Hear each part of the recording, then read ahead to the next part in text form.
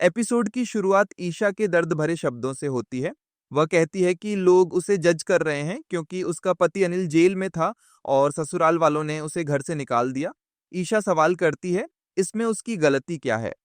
ईशा बताती है कि बार बार बोला गया झूठ एक दिन सच मान लिया जाता है और धीरे धीरे लोगों का प्यार भी बदल जाता है। इसी डर के कारण वह भगवान से प्रार्थना करती रहती है कि अनिल वापस आए और उसे अपने घर ले जाए। घर में बड़ा टकराव होता है जब अदिति अनिल के साथ जाने का फैसला करती है।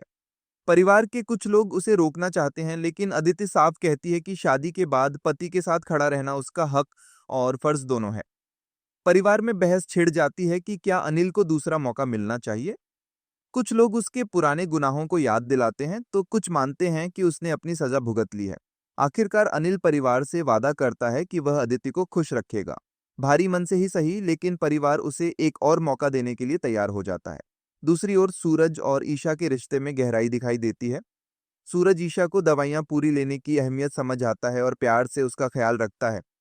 रात के समय ईशा अपने सपनों के बारे में बात करती है।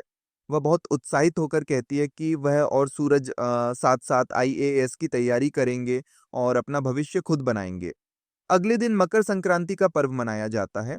ईशा भावुक होकर कहती है कि जैसे सूरज अपनी दिशा बदलता है, वैसे ही उसके सूरज ने भी अब अपनी जिंदगी की दिशा बदल ली है। लेकिन खुशी ज्यादा देर नहीं टिकती। अनिल का गुस्सैल और हिंसक रवैया सामने आता है। जेल की यादों को लेकर वह ईशा को डराता है और धमकी देता है, जिससे उसकी सच्चाई फिर उजागर हो जाती है। सबसे मजबूत सीन तब आता है जब ईशा अपने पिता गुलाब सिंह के सामने खड़ी होती है। वह उनकी सत्ता और घमंड को चुनौती देती है और साफ कहती है कि सूरज आईएएस बनेगा, किसी का मोहरा नहीं। ईशा अपने पिता से कहती है कि उन्होंने कभी एक अच्छे पिता की तरह व्यवहार नहीं किया। अब सूरज की किस्मत उनके हाथ में नहीं है।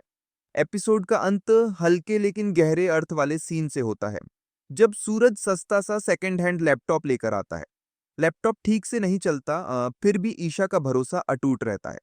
अंत में सवाल उठता है, क्या सूरज अपने आपराधिक अतीत से निकलकर आईएएस बनने का सपना पूरा कर पाएगा या फिर बीता हुआ कल उसके भविष्य को रोक देगा?